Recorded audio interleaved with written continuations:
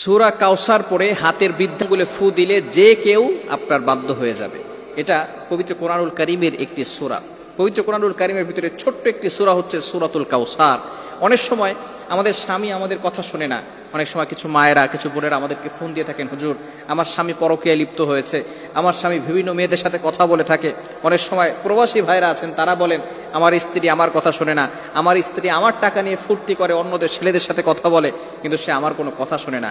এই বিভিন্নভাবে যদি তারা অন্যভাবে চলে যায়, তাহলে স্ত্রীকে বাধ্য করার জন্য অথবা স্বামীকে বাধ্য করার জন্য এই চমৎকার একটি আমল যদি আপনি করতে পারেন, আমি আপনাদেরকে জানিয়ে দিব এই নিয়মটা কিভাবে করবেন।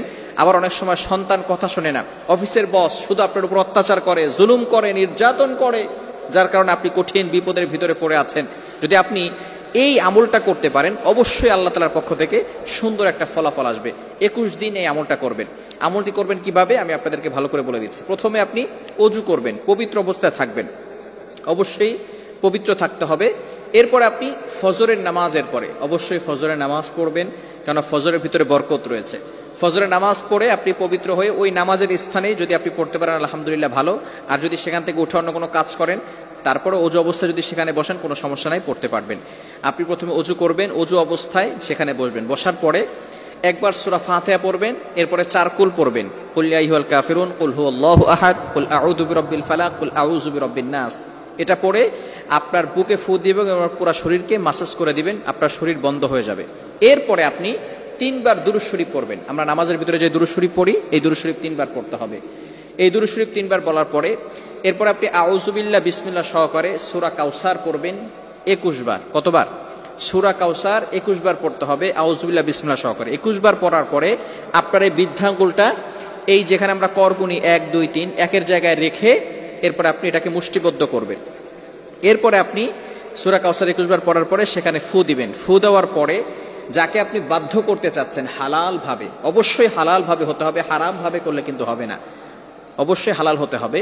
যাকে আপনি বাধ্য করতে চাচ্ছেন তার নাম 7 বার পড়বেন এবং তার পিতামাতার নাম 1 বার পড়বেন, এবং আপনি মনে মনে চিন্তা করবেন যে আমি তাকে হালাল ভাবে বাধ্য করতে চাচ্ছি এবং কোরআনিক ভাবে তাকে বাধ্য করতে চাচ্ছি। এরপরে এভাবে অনেক সময় ধরে রেখে, কিছু সময় ধরে রেখে আপনি আবারও 3 বার দুরূদ শরীফ পড়বেন, তারপরে হাতটাকে ছেড়ে দিবেন, এরপরে আপনি আল্লাহ তাআলার কাছে দোয়া করবেন। এই আমল যদি আপনি করতে পারেন ইনশাআল্লাহ 21 দিন টানা আমল যদি করতে পারেন, অবশ্যই আল্লাহ তাআলার পক্ষ থেকে ভালো একটা ফলাফল আসবে। তবে এটা হালাল ভাবে করতে হবে, ইয়াকিনের সাথে করতে হবে। যদি কারো ইয়াকিন না থাকে, কোরআনের প্রতি যদি কারো বিশ্বাস না থাকে, তাহলে কিন্তু কঠিন মুসিবতের ভিতরে পড়ে যাবেন। ইয়াকিন থাকতে হবে কোরআনের প্রতি এবং আল্লাহর প্রতি, যে আল্লাহ তাআলা অবশ্যই আমাকে এই কোরআনের মাধ্যমে সাহায্য করবেন। এবং হালাল পন্থা থাকতে হবে, হারাম কোনো কাজ করা যাবে না। বিশেষ করে ইয়াং পিপল যারা আছে, এটা শোনার পরে তারা একেবারে খুশিতে আত্মহারা হয়ে যাবে যে আমি আমার গার্লফ্রেন্ডকে এবার বিয়ে করার জন্য অথবা গার্লফ্রেন্ডকে পটানোর জন্য আমি পুরা ভালো একটা আমল পেয়ে গেছি। খবরদার, এটা করা যাবে না। এটা যারা হালাল ভাবে, স্বামী কথা শোনে না অথবা স্ত্রী কথা শোনে না, সন্তানরা কথা শোনে না, হালাল ভাবে যদি আপনি কাউকে বাধ্য করতে চান এই আমলটা করতে পারেন। হারাম ভাবে করলে কোনো ফায়দা হবে না। আল্লাহ পাক রব্বুল আলামিন আমাদের সকলকে